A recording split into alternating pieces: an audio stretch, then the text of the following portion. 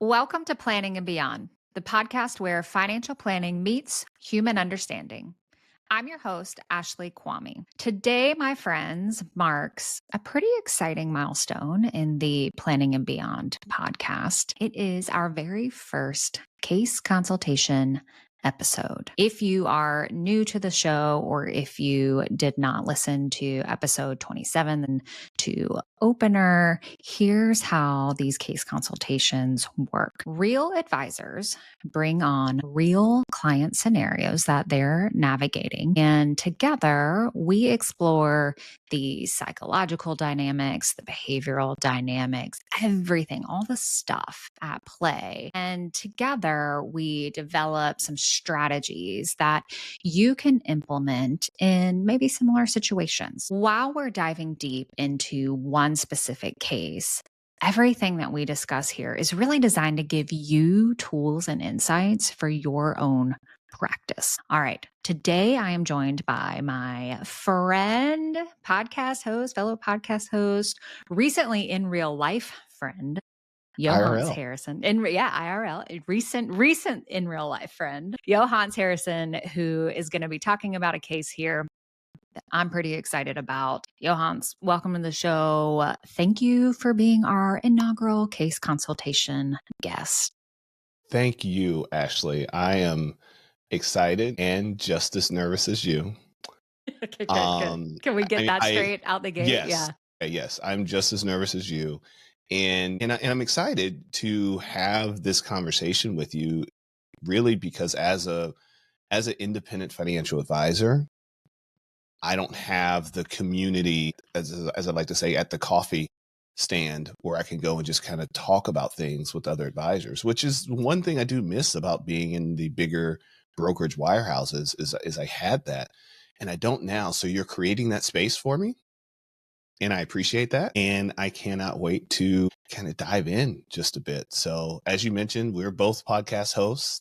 So we love to have these conversations and create these spaces for other advisors or professionals. You don't have to be an advisor, but for other professionals to be able to listen in and maybe pick up a tip or two that can help them thrive in their business as well. So thank you for creating this space, Ashley. This is amazing and excited to be the first. Yeah, I don't know. Well, maybe you might regret that at the end of this. We'll see. That's true. We'll see. TBD here. But okay. All right. So you mentioned being a podcast host. And before we get into like all of the good stuff here, before we dive in, I would love if you would share with our listeners a little bit about you, your practice, your podcasts, Absolutely. all the good stuff there. Absolutely. So I've been a financial planner for 25 years. I started in one of the big wirehouses, eventually went off on my own about 8 years ago and founded MoneyScript Wealth Management, where I specialize in working with emergency room physicians. An emergency room physician was one of my first clients many, many years ago. And when I went into business for myself, I went to that client and said, "Do you have any ideas on how I could grow?" And she said, "Follow me." And she introduced me to the world of emergency physicians. So I decided to make that a specialty. So I work with a lot of professional organizations that support that profession. I do work with other clients that aren't emergency physicians, but that's where I like to spend my marketing dollars and time is in that space. I'm also a podcast host now for 5 years. My first podcast is the MoneyScript podcast. You can find it everywhere you listen to podcasts. On that podcast, I would just talk to all my friends is where I did it. Reach out to friends and clients, and we just had conversations about money. From there, Ashley, you and I went through a podcast workshop, and I learned that I had some untapped potential in niching down, like I did with my practice, and focusing on delivering messages directly to emergency physicians and delivering messages directly to other advisors. And so I founded 2 other podcasts, Only Human, wherever you find your podcast, where I talk to other advisors about how AI is entering into the work that we do and how we can embrace it and not fear it. And the second one is Becoming an Attending. And that is specifically for physicians that are going through medical school into their residency and then becoming an attending physician. So in there, I interview other physicians and we talk about the financial hurdles of getting through those steps, because it can be tough. It can be tough. So, but we're having a lot of fun with those. So anywhere you listen to podcasts or just search my name, you'll find my podcast. Names Yeah. down, And they're right pretty down cool. there. Look, I'll be honest, they're pretty cool. Yohance is pretty awesome. And Definitely. you were a guest on Only Human, and it is my I top was. episode right now, I must say. They were happy to hear from you. They were. Or I appreciate that. It must be our dynamic. I won't it must be just our dynamic there. That must be what it is. All yeah, right. it's Well, not you, it's we. it's a we. It's a Yeah, we. it's a we. All Yes. right. Well, I'm excited to dive into this case that we were just talking about before we hit record. And so, why don't maybe you kind of walk us through this scenario, high level here, and then we'll kind of take that like funnel approach, right? We'll start off pretty big, and then really kind of get into the nitty gritty here. So, I'm gonna turn it over to you. Tell us about this scenario that you're bringing to the discussion here today.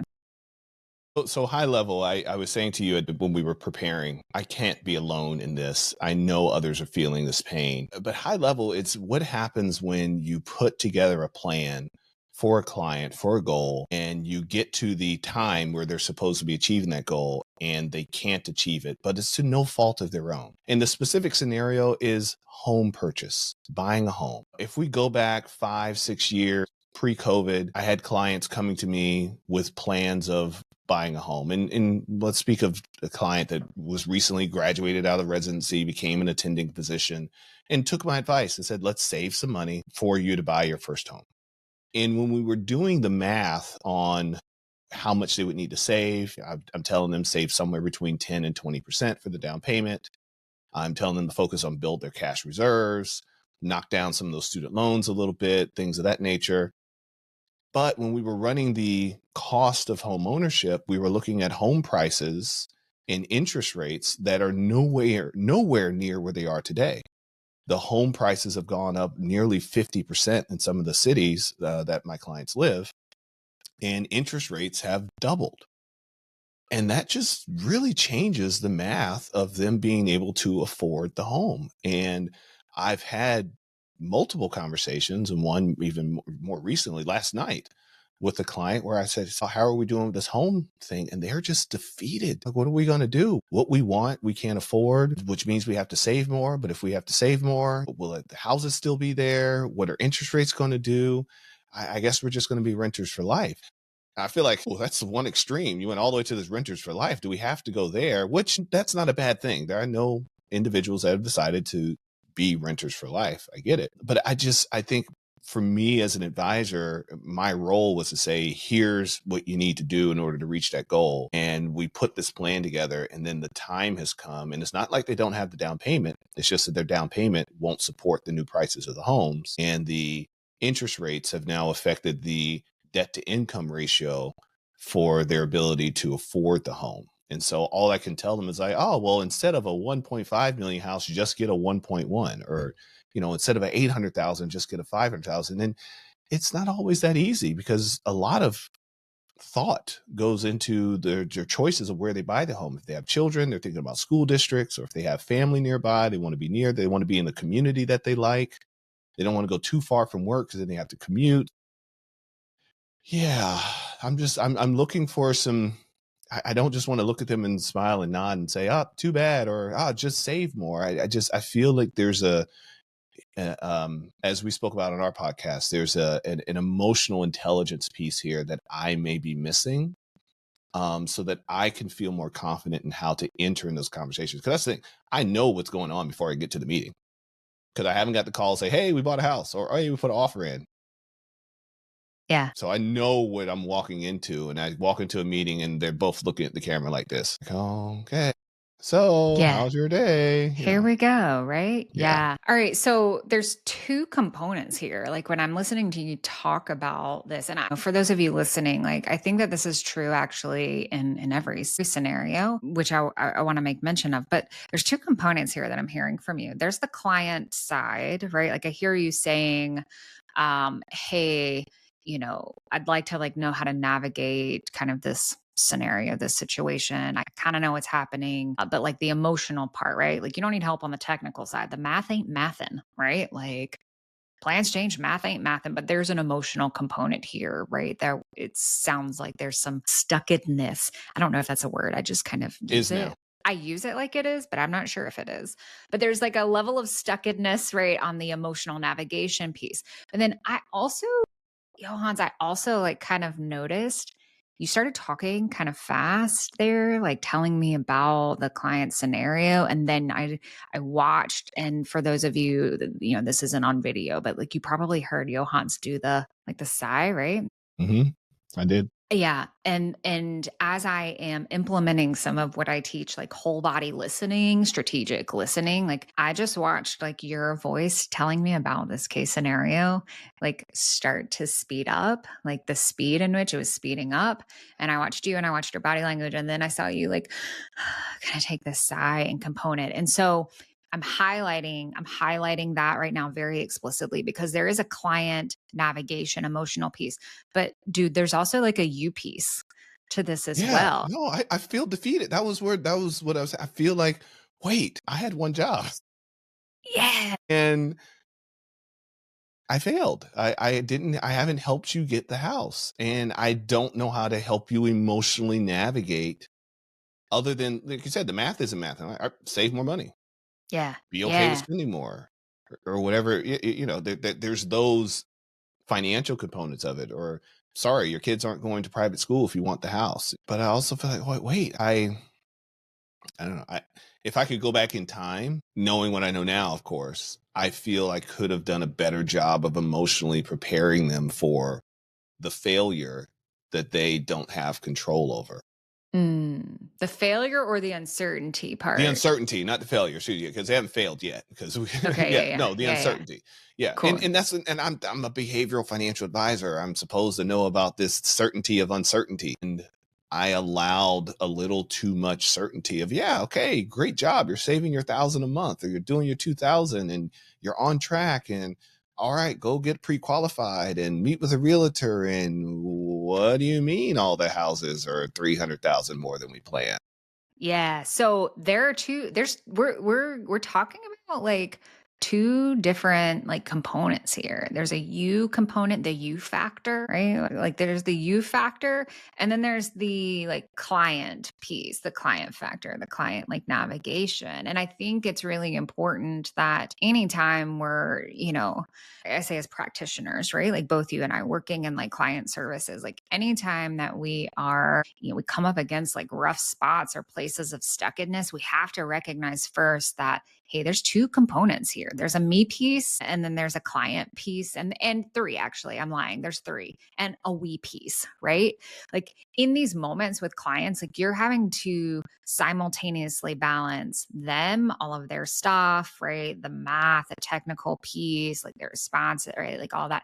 You're having to balance the you part, the like, man, I feel defeated. I feel like I've kind of let them down. I feel like if I could go back in time, there's maybe like some regret there. And then there's also the relational, like like dynamic piece. Now, how do I navigate this relationally with them now that Yes. we've reached like this point, So like there's three components here that we're talking about. All right, I'm gonna ask you, because listen, and this was not part of like the perfect plan that I wrote down for like this episode. So go with me. Like go with me, friend. Let me put my seatbelt on. Hold on. Put it on. Yeah, you better Okay. you tighten it too. All right. So like for you, and I think that this will bring value to everyone that's listening here. So just so that you know where my head is, I think either direction we go. Let's pick one of those three and let's start. Where do you want to go first?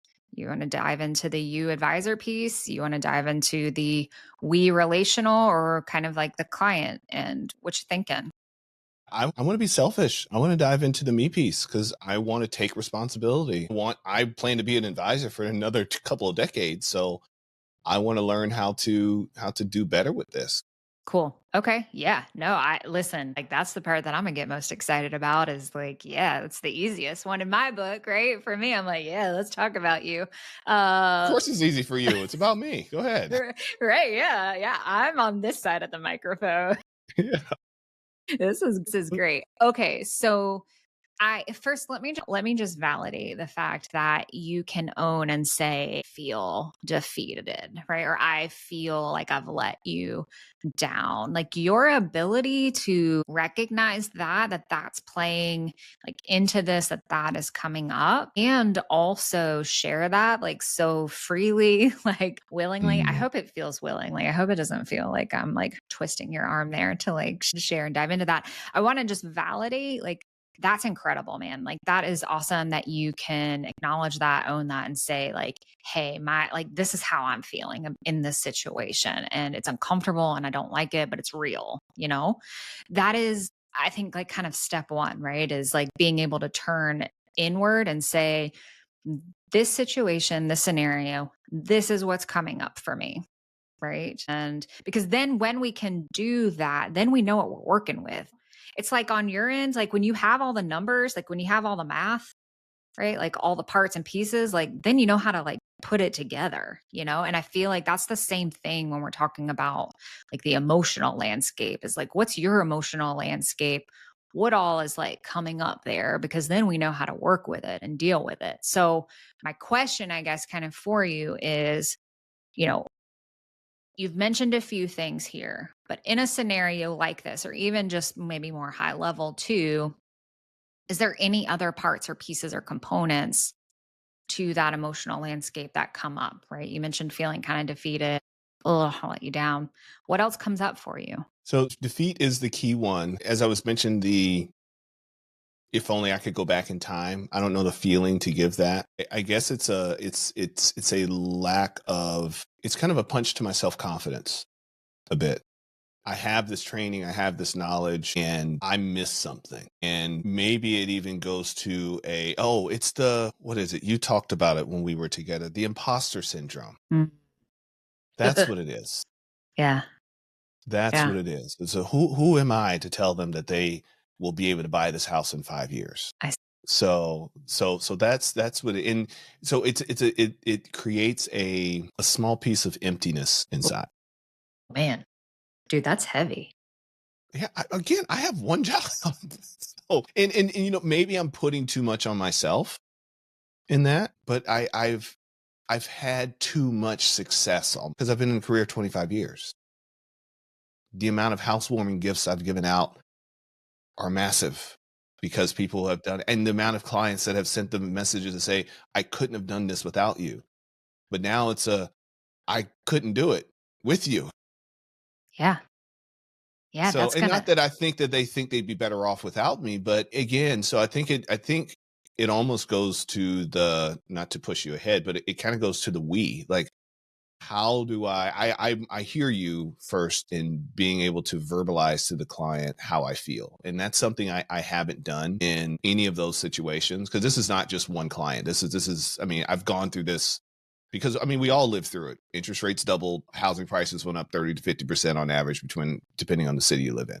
So we all kind of experienced it at the same time. But I don't think I've actually validated how I feel to my clients. And I think that's a huge opportunity to let them know that even though I'm in a house, but I bought mine 5 years ago. But even though I can empathize with them because I feel like I was a part of them reaching this goal as much as they were.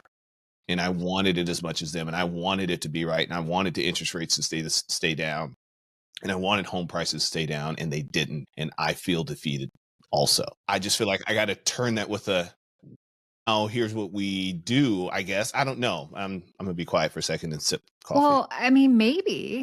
I don't know. So there's a framework that, that I like to work from. It's think, feel, do, right? And so what I just walked you through I is, remember that. yeah, it's Yeah. yeah, right?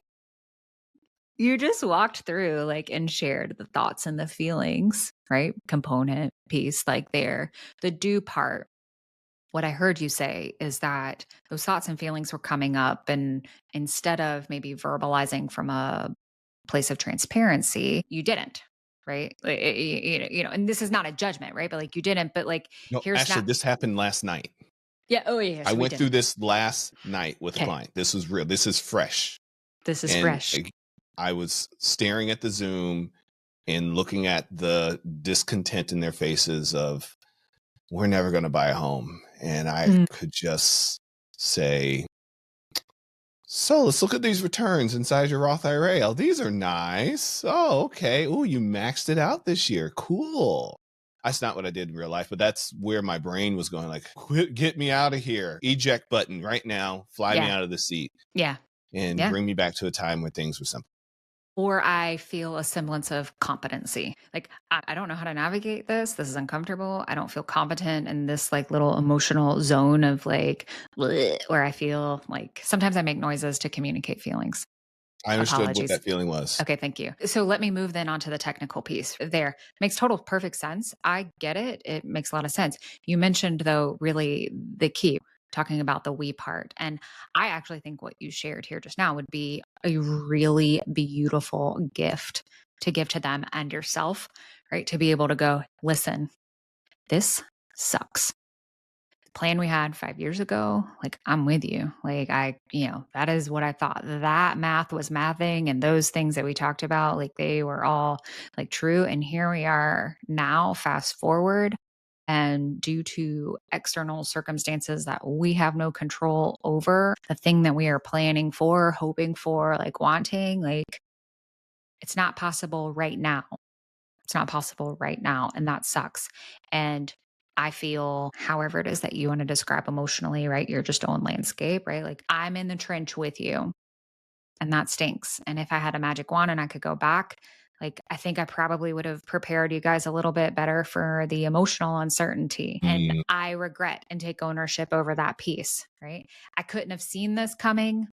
But I can say that, man, like, here's how, if I could go back, here's what I would do. I that's one, I'll say, like, that's really bold to be able to do that. It's vulnerable. And I know that for a lot of people, it feels risky. Like, what? Like, I can't go back to my clients and be like, yo, mea culpa, messed up. Like, I should have done this better. No, but I feel like that if I don't, I'm going to get an ACAT. Like, if I don't own this and show that I'm vulnerable, that I'm human, that I was a part of the best laid plans as well, and I was rooting for them, and we didn't win. It's like the I'm sorry to use a sports analogy, but it's like the coach of the the basketball, baseball, whatever team takes them all the way to the championship, and then they lose. And Philadelphia who Eagles said it's the coach's fault? Right. You know, it's not always the coach. No, the mistakes were made, but the coach was there with them all the way through the trenches, preparing them all the way.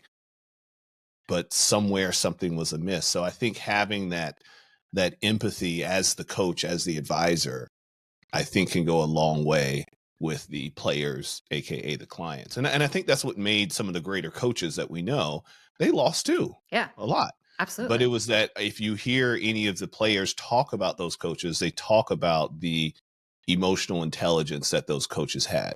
Yeah. In the good times and in the bad. And I think that's what I get to do. And I feel better already.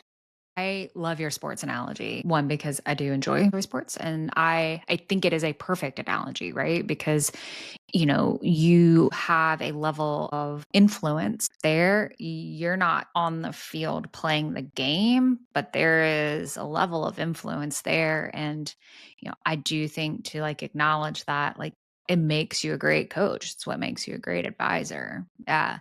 Okay. So you just said that you feel better already. I know like some forecasting, I know that can be emotional forecasting can be a little dangerous. I recognize that, but let's just kind of fast forward here. Let's put you like next week, next Tuesday, you're meeting with this client.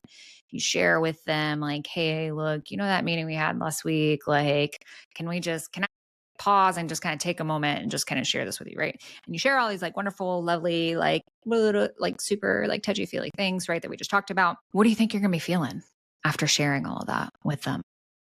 Well, the key thing I think I will feel is the relief of the boulder off my back.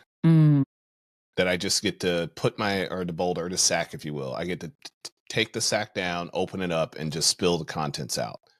And I don't have to pick the same things back up and put them back in the sack when I leave. Because some of them are going to be, and some of them they're going to tell me I might even be told, what are you talking about?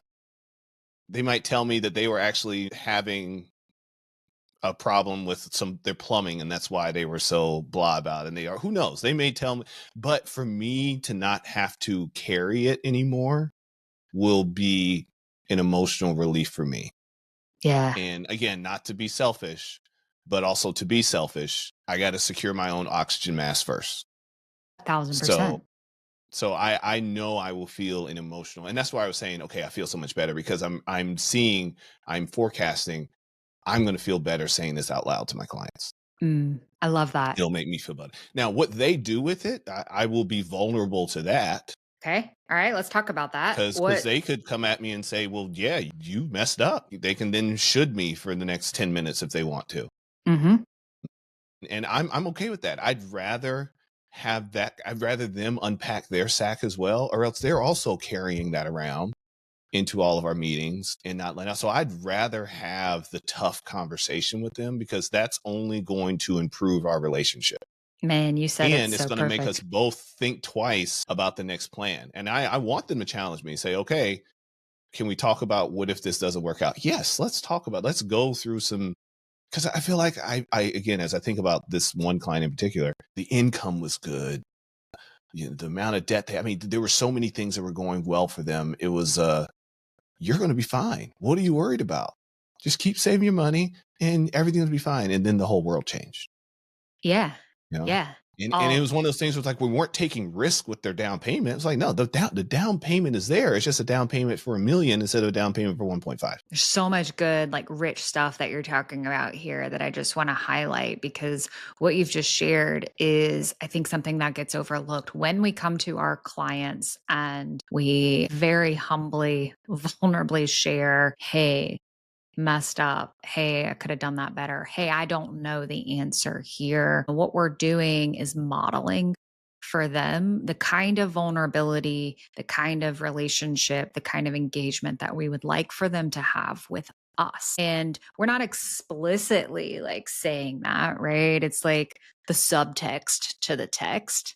But like it lands on them in that way. And they're like, man, like Yohance is a good dude. Like he can say, like, hey, like I'm in this with you. Like, thanks for pointing that out. Like, yeah, we do need to consider that. Like, I appreciate that. Right. Like, that's going to land on them. That's going to get in their head. And, that's going to make them think like I can now share too and open up like about how I'm feeling about things. Right. Like, I'm pretty worried about this, right? Or I don't really know. And that is the kind of relationship we want to have with our clients. The other piece too of what I love of what you just shared is that whether we want it this way, whether we realize it, there is a power dynamic here that can sometimes be at play where we get placed in the expert role or position.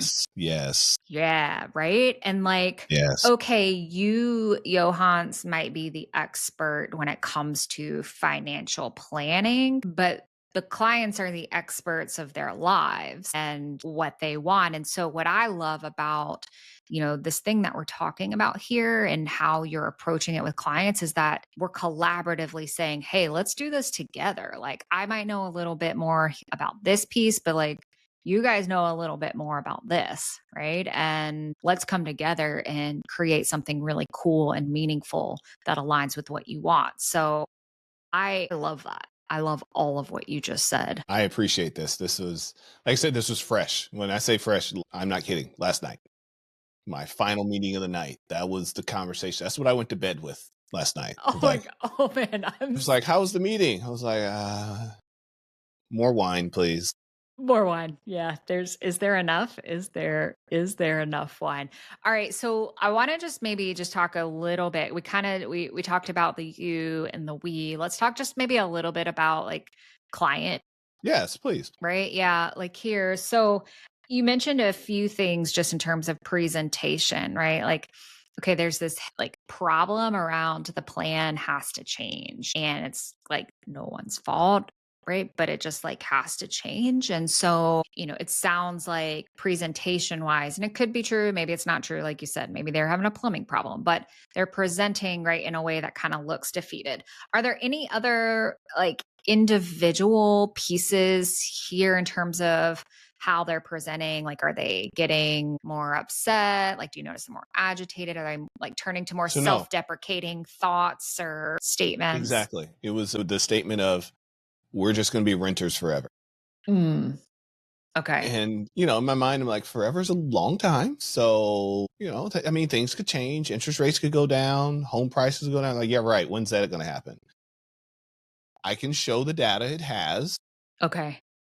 So, and I don't want to get in the tit for tat in that situation. So I mean, this was very helpful as far as just unpacking for me, but there does need to be a getting back in coach mode. Now, how do I coach this person that just lost the championship that they worked so hard for, that everyone expected them to win? The fans are going for them. Vegas was rooting for them, and they lost. And it's because you missed the free throw. Yeah. Yeah. How do I now coach this person Yeah. to play another season? Yeah, yeah, absolutely. I think that, okay, one, let's just like fast forward. You've shared with them, like you've done all this great kind of stuff. Like you're feeling confident. You've come back into coach mode, right? Like your sense of self is pretty good. Like, first and foremost, we have to allow clients to feel what it is that they're feeling.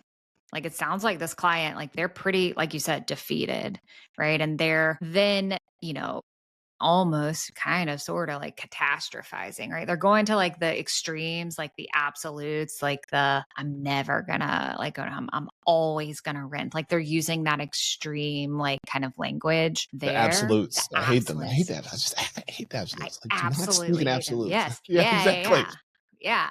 Yeah. And those are hard, understandably so, for us, like in our positions, because it's like you said, it's like, look, I can show you the data. Like, it's not going to be this way forever. We do this with our kids too. Like, I find myself, I'm like, listen, like, you will at some point get a phone. You're not going to be the only one forever that won't have, device, right? We have to give room, like, allow for our clients to have some room, like emotional room and space to kind of process there, right?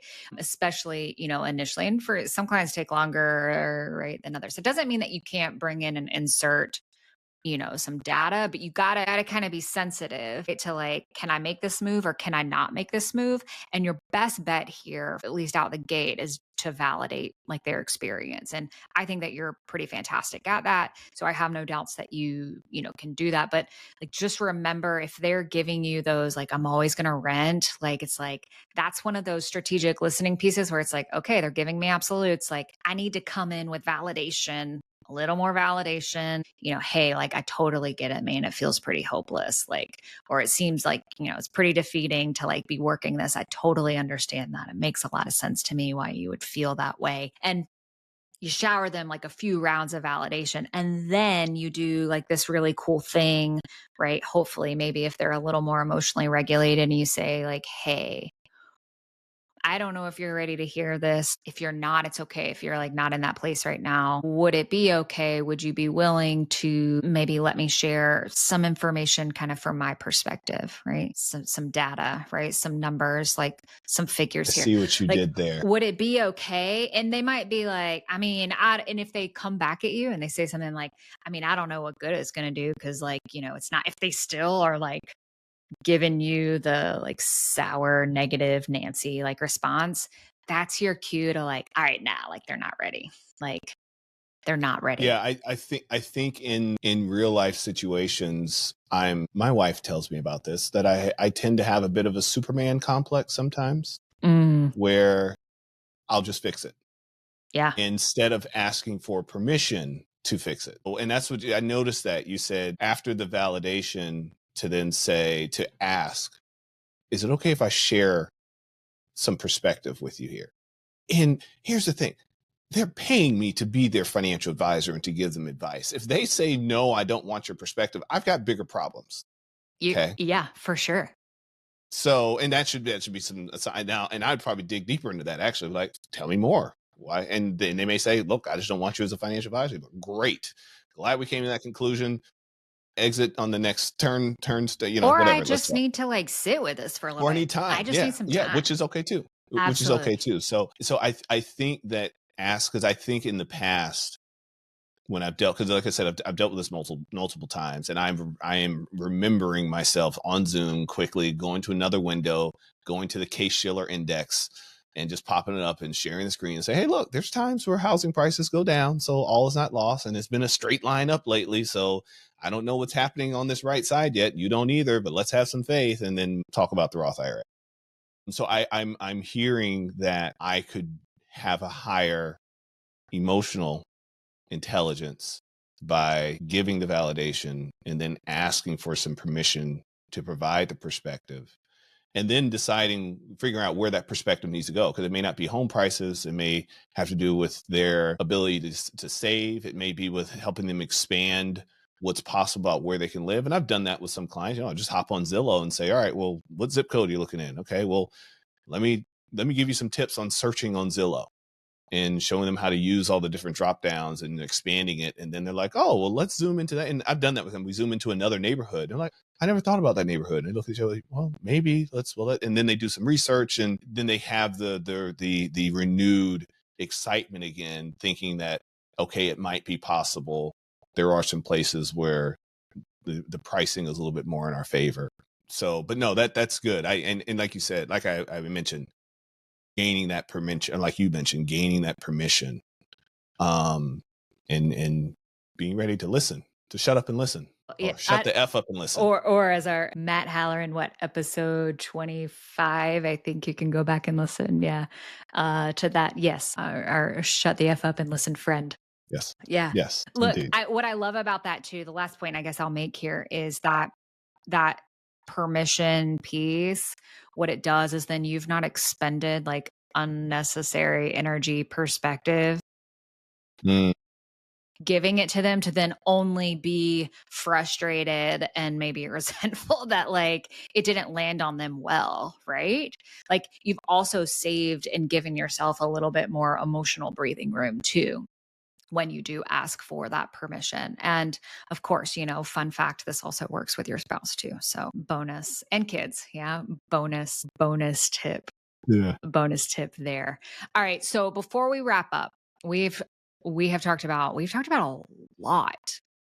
Yeah. That was good. Thank you so much for my second scenario. I guess I'm gonna have to come back another time. Yeah. We will. Yeah, for sure. Yeah. We didn't even there's no way we were going to get through that. No, but this was, Ashley, thank you for allowing me to be the inaugural advisor guest for this. This was extremely helpful. Now, the only thing I regret is that I wasn't taking notes. So as soon as we hang up, I'm going to brain dump, but then I'll be waiting for this episode to release so I can hear it again a couple of times. Listen, friend, I got you. Yeah, okay. I got you. Right. Don't worry. I got you. I got you. All right. Let's just recap here, because we have talked about a lot, and I need in order to synthesize all of this, I need to kind of recap this in my brain. Okay. So we talked about that there's really three components when we're talking about a case, right? There's the you advisor piece, there is the client piece, and then there's the we piece, right? So for those of you, right, kind of listening, I want you, when you're up against kind of a client scenario,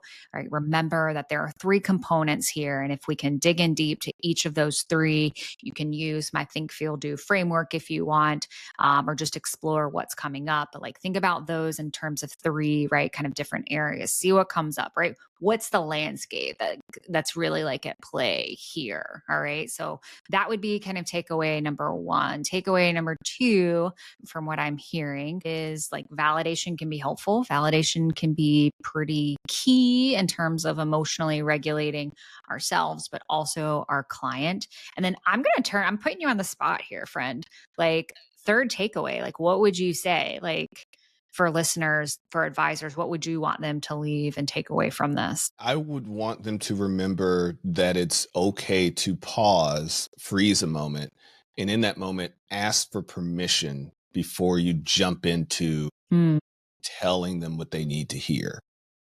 I love that. Because in that situation, what was happening is I was doing let me tell you what you need to hear from me versus it being for them. Yeah. They needed more of the emotional piece, and then I needed permission to give them the technical piece. So that would be my third is gain permission in those situations, gain permission before you go technical again, or else you're just doing it for yourself. I love that. Yeah, that is so good. That's a perfect way to wrap us up. So, my challenge for all of you listening is in your next meeting, the next week or two, what have you, is pay attention to these three things, these three takeaways that Yohance and I just mentioned here. See what comes up. Use the strategic listening framework that I talked about in episode 27. You can go back and listen to that.